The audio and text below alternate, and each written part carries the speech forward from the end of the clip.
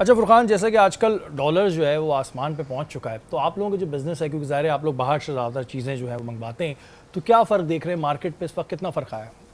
Overall अगर आप देखें मार्केट में अच्छा खासा फ़र्क है। हर बिज़नेस ही एक तरह से अफेक्टेड है इस करेंसी फ्लक्चुएशन जो हमारे मुल्क में चल रही है, क्योंकि हम हैं तो बेसिकली एक इंपोर्ट बेस्ड इकॉनमी। ज़्यादातर चीज़ें हमारे पास, अगर आप रॉ मटेरियल भी कुछ यहाँ पे भी जो मैन्युफैक्चर होता है उसका रॉ मटेरियल, बहुत सारी चीज़ें बाहर से इंपोर्ट होती हैं। ओके। तो जैसे जैसे करेंसी डिवैल्यूएशन और ये फ्लक्चुएशन होती है, तो ये ओवरऑल थोड़ा बहुत या ज़्यादा हर बिज़नेस पे ही ये इफ़ेक्ट आता है।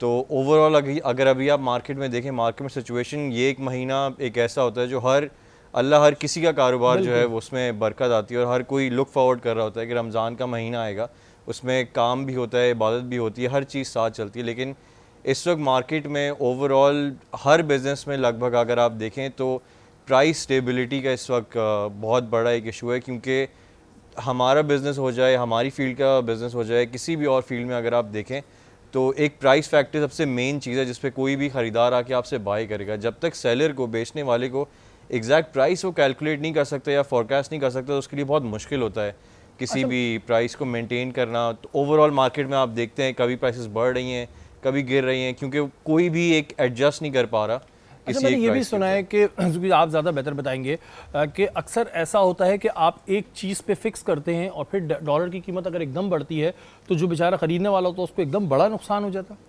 ख़रीदने वाले को नुकसान होता है। अगर आपने कोई स्टॉक रखा हुआ है, मंगवाया हुआ है, वो तो है, चलें, वो तो आप वो तो उसको। जिस भी प्राइस पे है आप बेच देंगे। थोड़ा बहुत लोग हमसे, काफ़ी ख़रीदार जो होते हैं मार्केट में, जिनको जो भी हमारे बायर्स हैं, वो कंप्लेन करते हैं जब भी प्राइस हाइक या प्राइस बढ़ाई जाती है। लेकिन अगर आप देखें उस वक्त तो आपको थोड़ा बहुत मार्जिन में आप प्राइस एडजस्ट करके उसको बेच देते हैं, सेल ऑफ कर देते हैं। लेकिन जब आप दोबारा रीऑर्डर पे जाते हैं, आप दोबारा जब पेमेंट्स करने जाते हैं, तो आपको वापस कैपिटल री इन्वेस्ट करना पड़ता है। और जिसने इतना प्रॉफिट पिछले 1 डेढ़ साल में अगर नहीं कमाया हो, तो फिर ऑब्वियसली उसके लिए बहुत मुश्किल हो जाता है दोबारा से सरमाया लगाना अपने काम के अंदर, दोबारा इन्वेस्ट करना, और फिर उसका वॉल्यूम और ज़्यादा बढ़ जाता है। अच्छा, आप लोग जो पेमेंट करते हैं वो ओपन डॉलर पे होती है या बैंक रेट पे होती है?